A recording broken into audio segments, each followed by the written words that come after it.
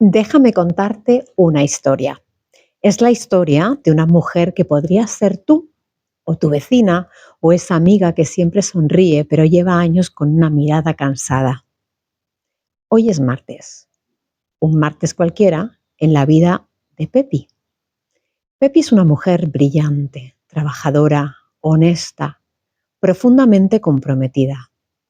Hoy ha tenido un día de esos en los que el mundo parece ponerse en contra. Salió de casa con el café a medias y las complicaciones no le han dado tregua. Apenas ha podido llevarse un bocado a la boca en todo el día. Al salir, exhausta, aún ha tenido tiempo para pasar por el súper. Ha cargado las bolsas, las ha descargado y mientras las colocaba, sonó el teléfono. Era Paqui, su amiga del alma. Paqui necesitaba soltar el último chascarrillo de la semana. Y Pepi, aunque se muere por soltar los zapatos y cerrar un rato los ojos, sucumbe al hábito de estar siempre disponible. Se queda al teléfono porque ella siempre está. Siempre. Son ya las 8. Pepi todavía no se ha bajado de los tacones. Se coloca el delantal. No se ha quitado la ropa, pero se coloca el delantal y empieza a preparar la cena. Sus hijos, unos brillantes y hermosos adolescentes, entran en la cocina. Apenas si le rozan la mejilla con un beso rápido y enseguida desaparecen, como si ella fuera parte del mobiliario de esa cocina. Al rato llega su marido. Lanza un comentario al aire sobre lo difícil que ha sido su jornada. Pasa por detrás de ella, abre la nevera y coge una cerveza. Mientras le cuenta su propia historia, va saliendo de la cocina sin siquiera rozarle el hombro, sin un ¿cómo estás?, sin una mirada. Pepi se queda ahí, inmóvil. Siente que si en ese momento ella se evaporara y solo quedara su delantal flotando en el aire, nadie en esa casa lo notaría, por lo menos hasta la cena, hasta que la cena no estuviera en la mesa.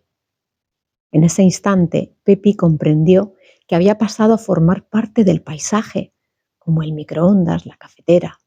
¿Útil? Sí, desde luego. ¿Necesaria? Obvio, también. Pero invisible. Completamente invisible. Pepi suelta el estropajo, se mira las manos arrugadas por el agua jabonosa y siente un escalofrío que le recorre toda la columna. Entiende que ella no fue siempre así, que hubo una versión de ella que quería viajar, que amaba la fotografía, que tenía una risa contagiosa, pero que año tras año fue firmando un contrato de exclusión propia. Se puso el disfraz de la mujer infalible, se convenció de que amar era desaparecer, que ser una madre entregada significaba no tener hambre si los demás no habían comido primero, que ser una esposa ejemplar era ser el silencio que acompaña el ruido del otro. Esa noche, Pepi no pudo dormir. Se quedó durante horas mirando las sombras en el techo y entendió que el problema no era su familia. No es que fuera una familia mala, no. El problema era que ella misma había dejado de proyectar luz. Se había vuelto transparente, porque ella misma había dejado de mirarse al espejo hacía mucho tiempo. Y estaba viviendo en una comunidad, en una comodidad externa, pagada con absoluta miseria emocional. Pero ya sabemos que las historias de verdad no terminan en los pozos, claro que no. Pepi decidió que el resto de su vida no podía ser un eco y empezó a buscar, a leer y a escuchar voces que le decían que su valor no se medía en platos lavados, ni en llamadas atendidas por compromiso, ni muchísimo menos en sacrificios silenciosos. Y aquí es donde ocurre la magia. Aquí es donde empieza de verdad la magia de esta historia. Pepi encontró una comunidad, un entorno de mujeres que, como ella, habían olvidado su propio nombre. Mujeres, cuando les preguntas cómo están, siempre terminan diciéndote un bien, estoy bien. Por primera vez en décadas, alguien le preguntó a Pepi, Pepi, ¿tú qué quieres? Y ella lloró y lloró. Lloró porque no sabía la respuesta, no tenía respuesta. Lloró porque se dio cuenta de que llevaba décadas pidiendo permiso para soñar, para desear. Entendió entonces una de las leyes más duras, pero a la vez más hermosas. La vida te va a tratar como tú te trates a ti misma. Si te tratas como una servidora invisible, el mundo te va a devolver invisibilidad. Pepi comprendió que el engranaje del sacrificio se tenía que romper y empezó a hacer algo revolucionario. Empezó a ocupar su espacio. Se compró aquel curso que siempre había querido hacer. Empezó a caminar sola sin dar explicaciones y un día simplemente no hizo la cena porque quería terminar de leer un libro que estaba leyendo. Ese día el sistema de su casa tembló, pero no tembló porque ella fuera mala, no, sino porque el contrato de servidumbre se había cancelado.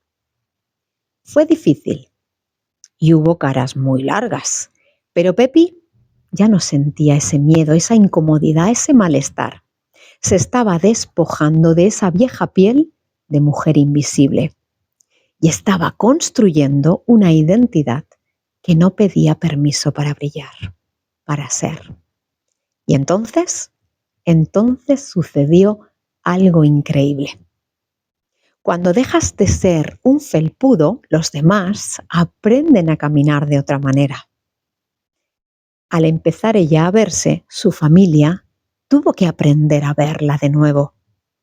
La casa no se hundió, al contrario, ni mucho menos. Se llenó de una energía nueva porque ahora había una mujer viva habitándola.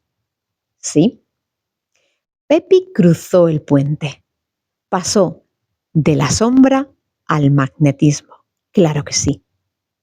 Y ella ya no esperaba que la hicieran feliz. Ella irradiaba su propia felicidad, porque por fin esa luz también la incluía a ella. ¿Y hoy?